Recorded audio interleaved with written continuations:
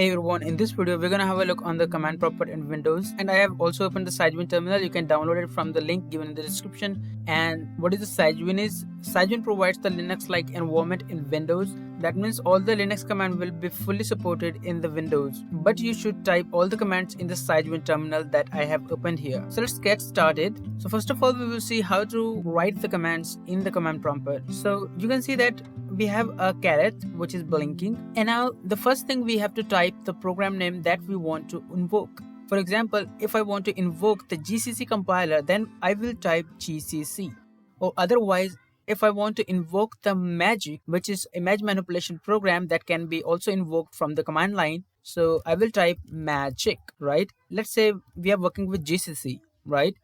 And now we have to type the GCC, which is the program name. You must also have to ensure that the path to this GCC executable must be set into the environment path variable, so that this command prompt can identify that you are invoking this kind of program. It will find out into those directories that you have defined, right? The first thing, you must have to specify the program name, and then you must have to specify the augments. For example, if you want to compile a source file, then you should specify here the -nc.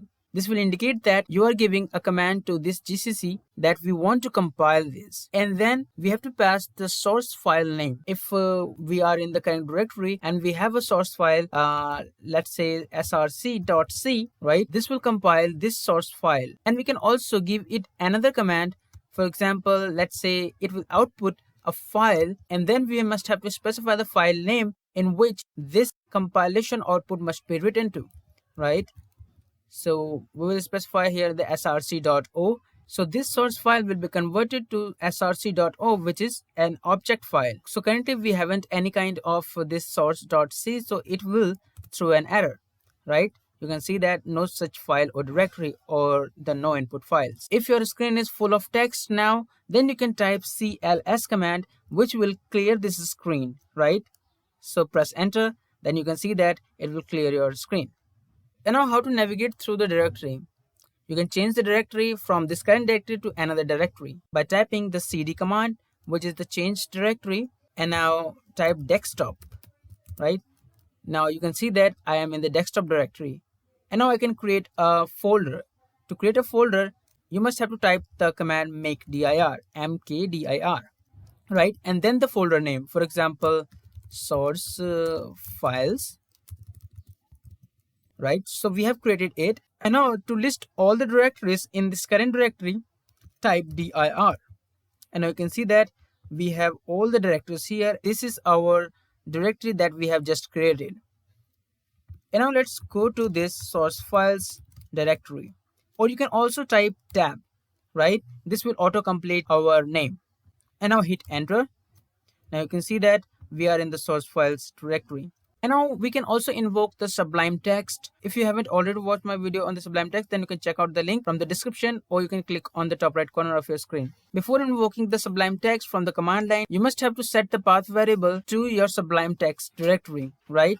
So let's Sublime, and now let's create the source file src.c. And now you can see that we have created a src.c file into the Sublime Text.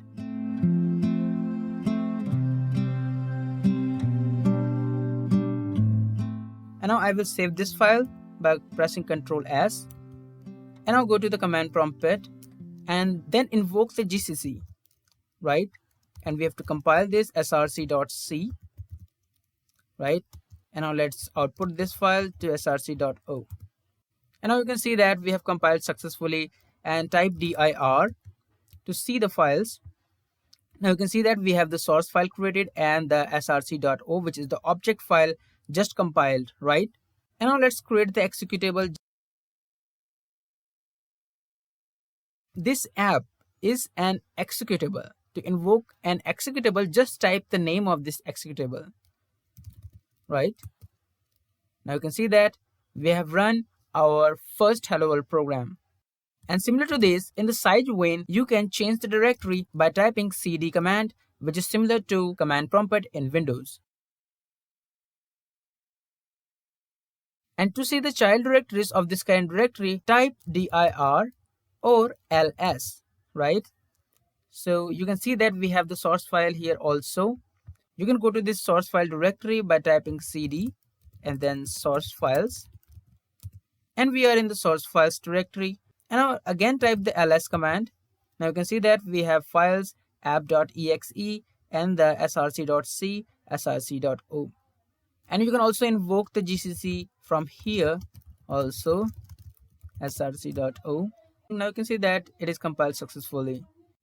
And if you're done with your commands and your screen is got full, then you can type clear command, right? And note that the cls command will not work in this SideWin terminal. And to step up the directory hierarchy, you must have to type cd and then double dot. And now you can see that we are outside this source files. Now again type ls. Now you can see that we have source files here again. And now we can delete this source files directory by typing rmdir source files. And now you can see that it is saying that failure to remove this device or resource busy. Why it is so? Because we have opened this directory in this command prompt. So let's exit this by typing here cd double dot again. Okay. And one more thing is that you can traverse through your history of commands that you have just typed by pressing up and down keys, right? So let's again type this command. Now you can see that it is throwing the error failed to remove source files directory not empty. This must be empty, right? To make this empty, we should delete all the files which are residing this source files directory. So let's go to the source files directory. Now let's type the rm command which will remove all the files. Type this star. Now we have deleted all the files, and now let's type the command ls. Now you can see that it is printing nothing. So we have deleted all the files inside this source files. Now let's go back to the desktop directory. Now again type the command rmdir source files. Now you can see that it has successfully removed. Now let's type the ls command. And now we see that there is no source files directory. And now in the command prompt, to remove a file or delete a file, then you should type del instead of rm. Rm will not work in this command prompt of Windows. Instead of that, you should type del and then the file name. Right? Now you can see that file name doesn't exist, so it will not delete it. And the remove dir will always work, so just type rmdir and the directory name, right? If the directory exists, then this command will work, otherwise it will not work, right? So this was the basics of the command line, and in the next video we will see the internal working of the compilation process, linkers and assembling, and also pre-processing. And if you have liked this video, then make sure to subscribe.